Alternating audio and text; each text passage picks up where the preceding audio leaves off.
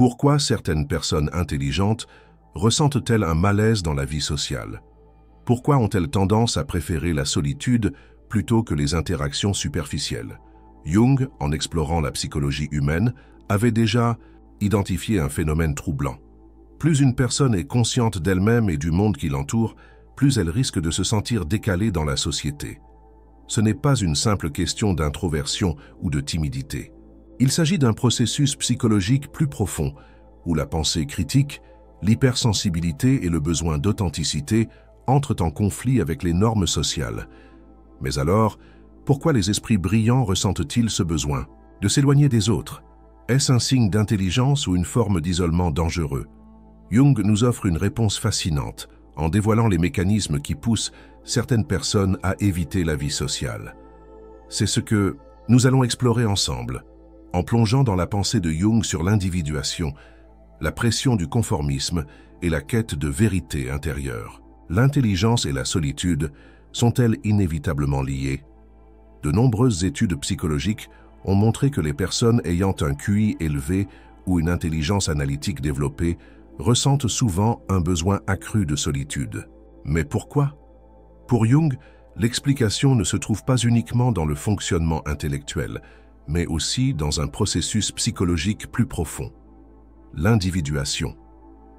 L'individuation est ce chemin intérieur qui nous pousse à nous détacher des influences extérieures pour devenir pleinement nous-mêmes. Or, ce processus est souvent en contradiction avec la dynamique sociale. La société repose sur des normes et des interactions qui favorisent le groupe au détriment de l'individualité. Elle impose des comportements, des croyances et des attentes qui ne conviennent pas toujours aux esprits analytiques. Une personne dotée d'une pensée profonde, capable de voir au-delà des apparences, se retrouve souvent face à un paradoxe. D'un côté, elle aspire à des échanges intellectuellement stimulants, des conversations profondes et des relations authentiques. De l'autre, elle constate que beaucoup d'interactions sociales sont superficielles, basées sur des conventions et des codes sociaux qui manquent de substance. Cette tension crée un sentiment d'isolement. Ce n'est pas que la personne intelligente rejette les autres, c'est qu'elle a du mal à trouver un cadre où elle se sent pleinement comprise. Mais alors, comment Jung explique-t-il cette difficulté à s'adapter au monde social? C'est ce que nous allons voir dans la prochaine partie. Le besoin de retrait et l'individuation. Certaines personnes ressentent un profond besoin de solitude, non pas par rejet des autres, mais parce qu'elles suivent un chemin intérieur plus exigeant. Pour Jung, ce besoin de retrait n'est pas un simple trait de caractère, mais une étape essentielle dans le processus d'individuation. L'individuation est un concept central dans la pensée de Jung. C'est le processus par lequel une personne devient pleinement elle-même, en intégrant les différentes facettes de sa psyché, y compris celles qu'elle a longtemps ignorées ou refoulées. Ce travail demande une introspection profonde, un détachement des influences extérieures et un questionnement constant sur sa véritable identité. Mais ce voyage vers soi-même entre souvent en conflit avec les attentes sociales. Prenons un exemple simple. Dans la société moderne, être socialement actif est souvent vu comme un signe de succès et d'épanouissement. Les personnes qui aiment passer du temps seules sont parfois perçues comme distantes, asociales, voire étranges. Pourtant, pour de nombreuses personnalités à l'esprit analytique, la solitude est un espace vital. C'est un moment où elles peuvent réfléchir sans interruption, organiser leurs pensées, nourrir leur créativité et approfondir leur compréhension du monde. Jung a observé que ceux qui s'engagent sérieusement dans leur individuation ressentent souvent un écart, grandissant avec la société. Ils deviennent moins intéressés par les conversations superficielles, les normes imposées et les attentes collectives. Mais cela ne signifie pas qu'ils rejettent la vie sociale. Au contraire, ils cherchent des échanges plus authentiques, plus profonds, qui nourrissent en leur esprit plutôt que de les enfermer dans des rôles artificiels. Ce besoin de retrait peut cependant être mal compris, à la fois par l'individu lui-même et par son entourage. Certains peuvent se sentir coupables de ne pas aimer les interactions sociales banales, tandis que d'autres subissent la pression de s'intégrer à tout prix. Alors, pourquoi le conformisme social est-il si difficile à supporter pour les esprits analytiques? C'est ce que nous allons voir dans la prochaine partie, les dangers du conformisme social. Le conformisme est l'un des piliers invisibles qui régissent la société. Sans même en être conscients, nous sommes constamment influencés par les normes collectives, les attentes des autres et les schémas préétablis. Pour beaucoup, ce cadre offre une forme de sécurité et d'appartenance. Mais pour les esprits analytiques et indépendants, ce conformisme devient rapidement une source de malaise, voire d'oppression. Pourquoi cela? Pour Jung, la pression sociale exerce une force constante sur l'individu, l'amenant à s'adapter, à lisser ses pensées et à éviter les remises en question qui pourraient le marginaliser. Mais cette adaptation a un prix. Elle limite l'expression de l'individualité et empêche le développement d'une pensée libre. Les personnes dotées d'une intelligence aiguë perçoivent souvent ces mécanismes d'influence de manière plus claire. Elles comprennent que beaucoup de comportements sociaux ne sont pas naturels, mais dictés par des codes invisibles. Elles voient comment certaines opinions deviennent dominantes, non pas parce qu'elles sont vraies, mais parce qu'elles sont acceptées par la majorité. Cette conscience accrue des dynamiques sociales peut provoquer un sentiment d'étrangeté, voire d'exclusion. Elle se demande pourquoi tout le monde semble suivre un chemin prédéfini sans jamais le remettre en question. Pourquoi est-il si difficile d'avoir des discussions profondes sans heurter les sensibilités? Pourquoi? La différence est-elle souvent perçue comme une menace plutôt que comme une richesse? Un autre facteur amplifie cette difficulté. Les interactions sociales sont souvent régies par des conventions superficielles. Prenons un exemple concret. Dans une discussion de groupe, une personne qui aborde des sujets complexes, philosophiques ou existentiels peut être perçue comme trop sérieuse ou hors sujet. On attend d'elle qu'elle se conforme au ton général de la conversation, même si cela ne l'intéresse pas. Au fil du temps, cette contrainte peut la pousser à éviter ces interactions, non pas par rejet des autres, mais parce qu'elles ne lui apportent rien d'enrichissant. Jung explique que cette incompatibilité entre la pensée profonde et les interactions sociales banales crée une forme d'aliénation. Mais ce rejet du conformisme peut aussi conduire à un autre défi, l'hypersensibilité intellectuelle et émotionnelle. C'est ce que nous allons explorer dans la prochaine partie. L'hypersensibilité intellectuelle et émotionnelle est une caractéristique fréquemment observée chez les personnes qui évitent la vie sociale. Ce n'est pas une fragilité, mais une perception accrue des détails, des dynamiques et des subtilités que la plupart des gens ne remarquent pas. Jung a identifié que certaines personnes ont une capacité unique à ressentir profondément leur environnement, à capter des nuances imperceptibles dans les interactions humaines et à analyser avec précision les comportements des autres. Cette sensibilité exacerbée peut être une force, mais elle peut aussi rendre les relations sociales épuisantes. Pourquoi? D'abord parce que l'intelligence et la sensibilité émotionnelle sont souvent accompagnées d'une forte capacité d'empathie. Les personnes hypersensibles perçoivent facilement les incohérences, les dissonances et les tensions dans un groupe. Elles ressentent les non-dits, les frustrations cachées et les émotions sous-jacentes des autres. Cela les amène parfois à anticiper les réactions des gens avant même qu'ils ne les expriment. Mais cette hyperperception a un coût. Une personne qui détecte rapidement les mensonges, les manipulations subtiles ou les incohérences dans les discours des autres peut éprouver des difficultés à interagir naturellement. Elle ne peut pas faire semblant de ne pas voir ce qu'elle voit. Prenons un exemple. Une réunion entre collègues où chacun affiche un sourire poli, mais où des tensions invisibles circulent. Une personne hypersensible ressentira cette tension et aura du mal à se concentrer sur les échanges superficiels, car son esprit analysera en arrière-plan tout ce qui ne se dit pas. Ce phénomène explique pourquoi certaines personnes ressentent une fatigue mentale après des interactions sociales prolongées. Elles absorbent tellement d'informations qu'elles ont besoin de temps seules pour recharger leur énergie et apaiser leur esprit. Un autre aspect de cette hypersensibilité concerne le langage. Les esprits analytiques accordent souvent une grande importance aux mots, à leur précision et à leur signification. Ils évitent les conversations vides, les banalités et les clichés, ce qui les rend parfois incompatibles avec certaines dynamiques sociales où l'apparence et la légèreté priment sur le contenu. Mais cette sensibilité accrue ne signifie pas que ces personnes veulent fuir la société. Elles cherchent simplement un cadre relationnel plus authentique, où elles peuvent être elles-mêmes sans ressentir cette surcharge émotionnelle et intellectuelle. Alors, comment cette hypersensibilité est-elle perçue par la société? Et, surtout, comment peut-elle influencer la pression sociale et l'anxiété de groupe? C'est ce que nous allons voir dans la prochaine partie. Pourquoi certaines personnes ressentent-elles une anxiété sociale, non pas par peur des autres, mais par incompatibilité avec le cadre social qui leur est imposé? Pour Jung, la pression sociale est l'un des mécanismes les plus puissants qui façonnent le comportement humain. Dès l'enfance, nous sommes conditionnés à nous adapter aux attentes de notre entourage, à suivre des règles implicites, à éviter les conflits et à rechercher l'acceptation. Mais pour les esprits analytiques, ce conditionnement peut être vécu comme une contrainte pesante. L'anxiété sociale dont il est question ici n'est pas une peur irrationnelle du contact humain.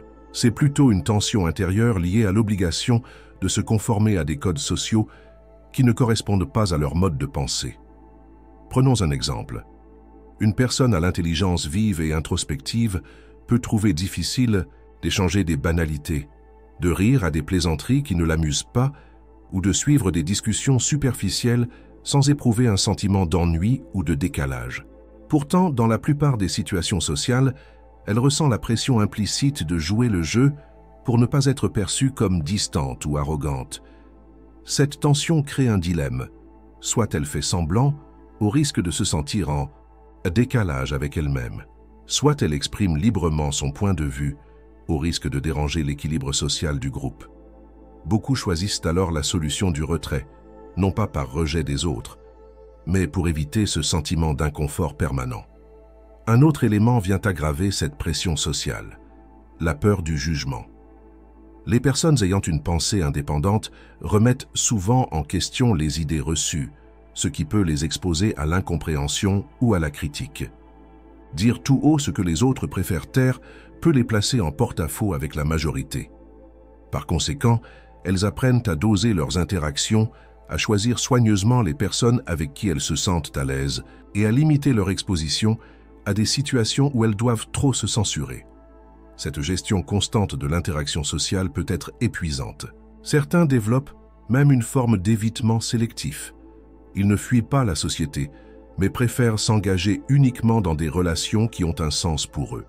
Mais ce besoin de sélectionner son entourage mène à une autre difficulté. Les interactions superficielles, omniprésentes dans la vie quotidienne, deviennent rapidement une source de frustration. Pourquoi ces interactions sont-elles si difficiles à supporter pour les penseurs profonds? C'est ce que nous allons explorer dans la prochaine partie. Les interactions superficielles sont une réalité incontournable de la vie sociale. Elles permettent de fluidifier les relations humaines, de maintenir une certaine harmonie et d'éviter les tensions inutiles. Mais pour les esprits analytiques, ces échanges peuvent rapidement devenir épuisants et frustrants. Pourquoi? Pour Jung, la quête d'authenticité est un élément central du développement de l'individu. Une personne qui entreprend un travail de réflexion sur elle-même cherche naturellement des interactions qui ont du sens. Or, la plupart des conversations du quotidien sont construites sur des schémas prévisibles. Discussions sur la météo, taux échanges convenus sur le travail, plaisanteries légères pour éviter les sujets sérieux. Ce type de communication peut sembler anodin, mais il crée un sentiment de décalage chez ceux qui aspirent à des échanges plus profonds. Prenons un exemple. Lors d'un événement social, une personne qui cherche à discuter de concepts philosophiques, de psychologie ou de sujets existentiels risque de voir son interlocuteur se détourner ou répondre par des phrases vagues. Elle peut alors ressentir une impression d'isolement au milieu d'un groupe, comme si elle était la seule à vouloir explorer les choses en profondeur. Ce phénomène s'explique en partie par la façon dont la société fonctionne. Les échanges, légers et prévisibles, facilitent l'intégration sociale et évitent les confrontations. Ils sont une sorte de code commun qui permet aux individus de coexister sans friction. Mais pour ceux qui ne se satisfont pas de ce mode de communication, ces échanges peuvent être perçus comme vides de sens et sans intérêt. À cela s'ajoute un autre problème. La difficulté à exprimer des pensées complexes dans un cadre social où tout doit être rapide et efficace. Dans une discussion de groupe, il est rare que les gens prennent le temps d'écouter en profondeur. Les réponses sont souvent courtes, les opinions simplifiées et les débats évités. Pour quelqu'un qui aime explorer des sujets en profondeur, cette dynamique peut être frustrante. Beaucoup de personnes à l'intelligence analytique finissent donc par réduire leurs interactions sociales ou à privilégier des cercles restreints où elles peuvent s'exprimer librement sans se sentir jugées. Mais ce retrait pose une question essentielle. Comment trouver un équilibre entre le besoin de solitude et l'envie de relations humaines authentiques? C'est ce que nous allons voir dans la prochaine partie. Se retirer de la vie sociale peut sembler être une solution simple pour éviter la superficialité des interactions et la pression du conformisme. Mais Jung nous met en garde. Un isolement excessif peut aussi être un piège, car l'humain reste un être social, même lorsqu'il privilégie la solitude. Comment alors trouver un équilibre entre authenticité et relations sociales? La réponse se trouve dans la capacité à construire des interactions choisies, où la profondeur et la sincérité priment sur la quantité de contacts. Jung explique que l'individu en quête de vérité ne doit pas nécessairement s'isoler du monde, mais plutôt apprendre à distinguer les relations qui nourrissent son développement de celles qui l'épuisent. Il existe plusieurs manières de préserver son intégrité tout en maintenant un lien avec les autres. Choisir son entourage avec soin. Plutôt que de chercher à multiplier les relations, il est préférable de privilégier des personnes avec qui les échanges sont sincères et stimulants. Accepter que tous les échanges ne seront pas profonds. Certaines conversations légères font partie du jeu social et ne doivent pas être perçues comme inutiles, mais plutôt comme une manière de maintenir un lien avec le monde. Définir ses propres limites.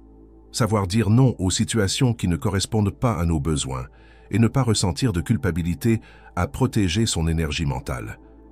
Créer ses propres espaces de discussion. Rejoindre des groupes de réflexion, participer à des échanges autour de sujets qui passionnent afin de trouver des personnes partageant les mêmes valeurs. Un point essentiel à retenir est que la solitude n'est pas une fin en soi, mais un outil. Elle permet de se recentrer, de clarifier ses pensées, mais elle ne doit pas devenir une barrière entre soi et les autres. Les esprits analytiques ne rejettent pas la vie sociale, ils cherchent simplement un mode d'interaction plus aligné avec leur manière de penser. Mais alors, si cet équilibre est possible, pourquoi tant de personnes intelligentes continuent-elles de ressentir un malaise face aux normes sociales? C'est ce que nous allons explorer dans la prochaine partie. Pourquoi, malgré leur intelligence et leur capacité d'adaptation, certaines personnes ressentent-elles toujours un malaise dans la société? Selon Jung, ce malaise provient d'un conflit profond entre l'individualité et les structures collectives. L'intelligence, lorsqu'elle est couplée à une conscience accrue des mécanismes sociaux, amène inévitablement à remettre en question certaines normes établies. Cela peut créer une sensation d'être étranger au monde qui nous entoure, comme si l'on voyait des rouages invisibles que les autres ignorent ou acceptent sans réfléchir. Ce phénomène se manifeste de plusieurs façons. Une difficulté à s'identifier aux valeurs dominantes. Beaucoup de personnes intelligentes ne se reconnaissent pas dans les idéaux de réussite, basés uniquement sur le statut social, l'accumulation matérielle ou la conformité aux attentes traditionnelles. Une impression de solitude même en groupe. Elles peuvent être physiquement présentes dans des cercles sociaux, mais mentalement absentes, car les échanges ne leur apportent pas la stimulation intellectuelle ou émotionnelle qu'elles recherchent. Une frustration face à la superficialité des relations modernes. Avec l'essor des réseaux sociaux et des interactions numériques, la communication est devenue plus rapide, mais aussi plus superficielle, ce qui peut renforcer le sentiment d'isolement des penseurs profonds. Un rejet des dynamiques de groupe oppressantes. Les individus dotés d'un esprit critique perçoivent rapidement les mécanismes de manipulation, d'influence et de conformisme au sein des groupes, ce qui les pousse à prendre leur distance. Jung considérait que cette prise de conscience était une étape essentielle dans le processus d'individuation, mais il prévenait aussi que l'isolement complet pouvait être un risque, car il pouvait conduire à une forme de détachement excessif du monde réel. La clé réside donc dans un ajustement subtil, trouver un équilibre entre réflexion intérieure et engagement dans le monde, afin de ne pas sombrer dans un rejet total de la société. Mais alors, la solitude est-elle une force ou un piège? C'est ce que nous allons voir dans la conclusion. Nous avons exploré les raisons pour lesquelles certaines personnes intelligentes ressentent un malaise dans la vie sociale, le lien entre l'individuation et la solitude, ainsi que les difficultés liées au conformisme et aux interactions superficielles. Mais alors, la solitude est-elle une force ou un piège? Jung nous enseigne que la solitude peut être un espace de croissance inestimable. Elle permet à l'individu de se retrouver, d'explorer ses pensées sans interférence et de développer une compréhension plus profonde de lui-même et du monde. Mais elle peut aussi devenir un piège si elle se transforme en isolement total. L'individu qui coupe tout lien avec la société risque de se retrouver enfermé dans ses propres pensées, sans confrontation avec d'autres points de vue, ce qui peut mener à une rigidité mentale. De plus, même les esprits les plus indépendants ont besoin d'un minimum d'échanges humains pour nourrir leurs réflexions et leur équilibre émotionnel. Alors, quelle est la meilleure approche? Accepter la solitude comme un outil, mais ne pas en faire un refuge permanent. Choisir des relations authentiques plutôt que de multiplier les contacts superficiels. Développer une capacité à naviguer dans la société sans se sentir contraint par ses règles. Utiliser son intelligence et sa sensibilité pour contribuer au monde, plutôt que de s'en isoler. Le véritable équilibre réside dans la capacité à être soi-même tout en restant ouvert aux autres. Finalement, la question n'est pas de savoir si l'on doit fuir ou embrasser la société, mais plutôt de trouver un mode d'existence qui nous permet de rester fidèles à nous-mêmes tout en évoluant dans le monde. Jung nous rappelle que l'individuation n'est pas une destination, mais un processus. Et chacun doit trouver son propre chemin pour concilier profondeur intérieure et vie sociale. Si ce sujet t'a interpellé, partage cette vidéo avec quelqu'un qui pourrait s'y reconnaître. Et toi, comment vis-tu ta relation avec la société? Préfères-tu la solitude ou cherches-tu encore un équilibre? Tes réflexions sont les bienvenues dans les commentaires.